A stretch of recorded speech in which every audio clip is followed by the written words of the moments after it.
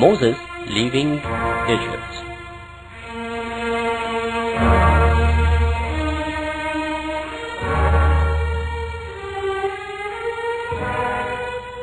In return to abundant blessings of God, Moses decided to help the oppressed and the poor. He wished to relieve the poor from suffering and satisfy the needs of the poor people. One day, while Moses was going back to Pharaoh's palace, he noticed two men fighting hard, one from the Pharaoh's ethnic group and the other from Israelites. The man from Israelites shouted for Moses' help, so he went ahead and hit the other man in the head. This blow was so hard that the man immediately fell down and died. Seeing the man dead, Moses was very distressed. So he rose at his head and said, "My God, I shouldn't have rushed to this extent in defending the oppressed." And now there was the possibility that Moses would himself get into trouble. There came another day when Moses was on the way to a certain destination. While he was walking, he saw the man he had helped the other day, who was again fighting with another man of Pharaoh's. Moses went ahead this time and said, "And truly you are one of the misled." Saying this, he advanced to settle the quarrel down. The man from Israelite said, "You, Moses, are you going to kill me today, just as you killed another man yesterday?" Hearing this, Moses found himself in danger, and therefore attempted to hide himself in a safe place.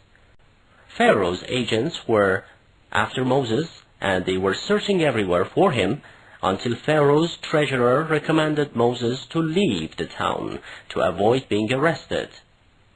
Having no other choice, Moses decided to leave the city. He went out of the town while he had no food and provisions with him. Moses got out of the town while he was worried and frightened of Pharaoh's agents. Having nothing with him, he was walking helplessly in the desert. So for some days he went without food and water until he reached Midian's well. Some shepherds had gathered round the well under a tree and were busy bringing up water to quench their sheep. There, Moses saw two girls standing away from the well who were trying to keep their sheep from approaching the well. Moses went to them and said, "Why don't you come forth and let your sheep drink water?" One of the girls said, "We should wait until the men are finished with quenching their sheep first.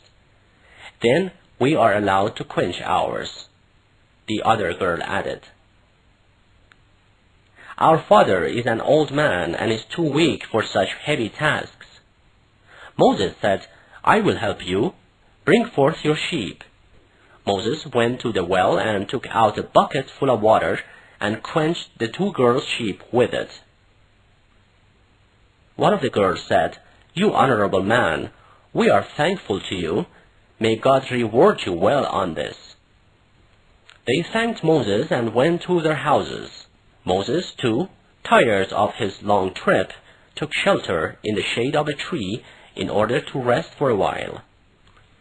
He also raised his head toward the sky and said, "You, the Most High, I need thy blessing and favors in this desert, and as long as I am lonely and defenseless here, I shall seek refuge in you."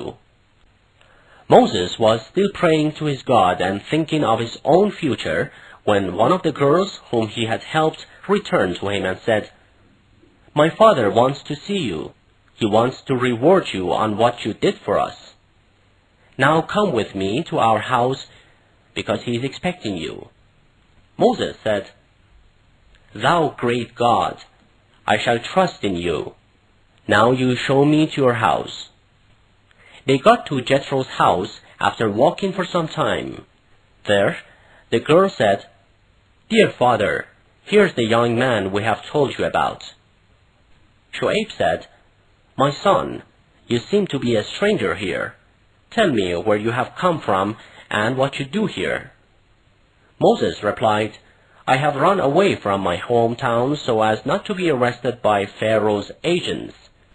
Shoaib said, "My son, do not be afraid now, for this land is out of Pharaoh's domain, and it is not ruled by him.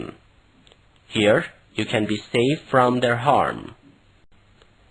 One of the girls said, "Dear father, employ this man to run your affairs and help you with everything. He is powerful and trustworthy." The other girl added, "Yes, father, today, with the help of this young man, we returned home sooner than every day." Shu'aib said, "All right, what is your idea, young man? If you remain at my service for 8 or 10 years and take care of my sheep, I'll let you marry one of my daughters." Moses said, "As I know no one here, in this land, I'll be happy to be at your service." Shu'aib said, "I hope you'll find me one of the pious men of God."